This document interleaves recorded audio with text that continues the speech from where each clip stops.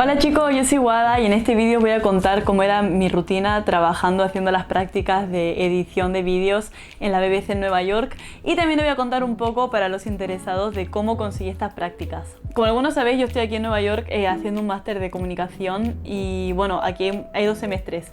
Tenemos Fall y Spring.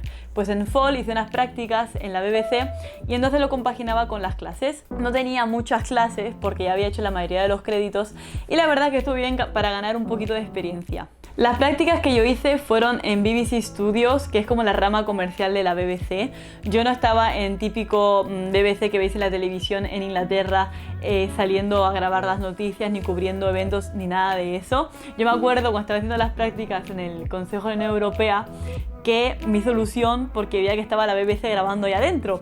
Y ahora era súper curioso estar del otro lado, ¿no? En la parte comercial de la BBC. Así que está muy guay ver cómo se puede hacer comunicación de diferentes maneras. La comunicación supranacional en una institución no tiene nada que ver con la comunicación comercial, por ejemplo, de la BBC. Y es por eso que me gustó mucho esta experiencia. Es un poco confuso porque tanto BBC que no se sabe distinguir. Pero, por ejemplo, la sede de BBC Worldwide se encuentra en Nueva York también, o sea en mi edificio, pero la sede mundial se encuentra en Londres. BBC Studios, por ejemplo, cosas famosas que se hacen son los shows de Orphan Black, de Doctor Who, de muchísimas series, y es como eso, la rama comercial. Yo estaba en BBC Learning, que hacíamos muchos vídeos de diferentes temas, por ejemplo de ciencias para niños, muchísimos documentales, y esa es la parte en la que yo estaba trabajando. De las mejores cosas de las prácticas es que en metro se encontraba a 20 minutos de mi casa, y eso la verdad es que es un gran lujo, porque las distancias en Nueva York pueden ser fácilmente más de 40 minutos y parece que no, pero estar 1 hora y media mínimo al día en el metro se nota bastante. Así que el poder levantarme y a la hora estar trabajando para mí fue lo más. Mi función principal estando allí era editar vídeos, y una de las cosas que hacía mucho era sobre todo hacer los doblajes. Por ejemplo, tenemos un documental y tenemos la versión inglesa y después quería hacer la versión francesa. Entonces para la versión francesa yo editaba de tal manera que sea igual a la inglesa. Normalmente no es solamente copiar y pegar, ya que los idiomas varían en duración. Entonces cómo hacer los clips más cortos, cómo hacer los clips más largos. Además hacíamos vídeos cortos para STEM, o sea muchas cosas relacionadas con tecnología, ciencia, etcétera. Nos daban un guión y nosotros teníamos que coger vídeos de stock de la BBC y por cada plano poner un vídeo que lo represente. Por ejemplo, si era un vídeo hablando de la combustión, a lo mejor tenía que buscar en muchos stocks de fuego, de cosas quemándose, ¿sabes? Para hacer un vídeo cohesivo que tenga que ver con el tema que nos toca hablar. La verdad es que lo que viene a ser la técnica no aprendí casi nada porque era mucho copiar, mucho pegar, así que no creo que en ese aspecto haya sido de las experiencias que más aprendí en mi vida. De hecho creo que es la práctica que en ese aspecto menos aprendí, pero sí me sirvió para meterme en el mundo de la BBC y ver cómo funciona la gestión de contenido. Es una locura porque tienes que tener en cuenta que mueven miles y miles de ficheros, y de repente yo lo estoy editando y mañana otra persona tiene que seguir editando lo que yo empecé a editar. Entonces, ¿cómo se hace unos archivos comunes? Números de serie. ¿Cómo es esto de empezar a editar en Estados Unidos y que después sigan editando en Londres? Sobre todo con gente que no conoces, porque para mí la edición es un proceso súper personal, pero claro, cuando lo haces de manera profesional sí que es cierto que tienes que tener unas pautas muy concretas.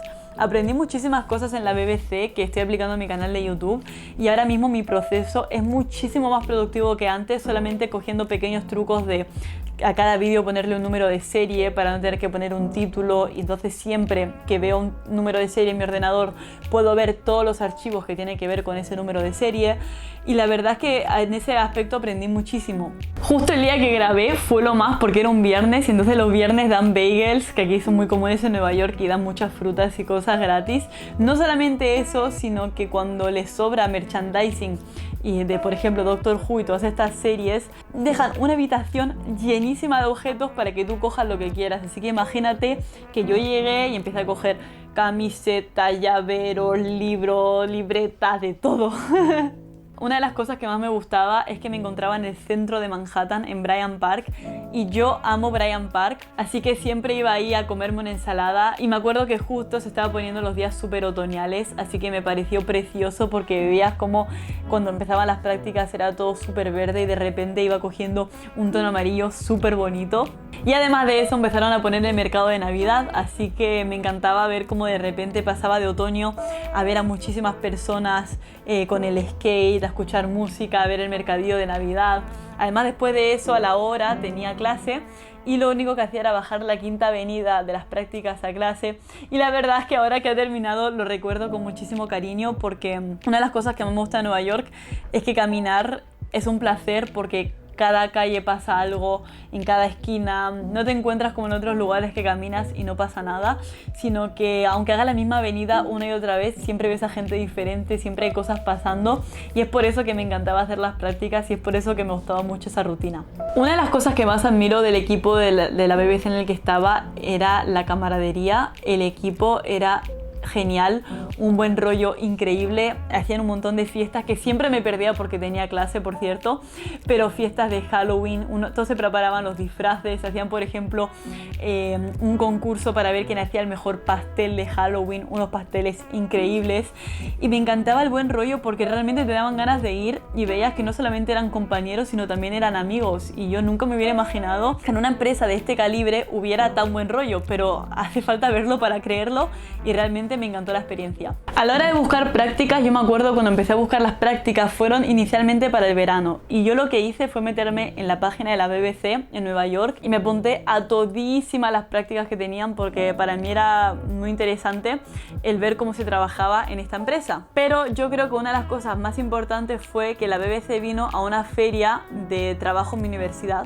Entonces yo sabía que la BBC iba a ir y yo no pensaba que dándole un currículum iba a ser suficiente, ya que iban a haber 40.000 personas que le iban a dar un currículum igual, sobre todo teniendo en cuenta que es una empresa que valora mucho la creatividad, la edición, la producción.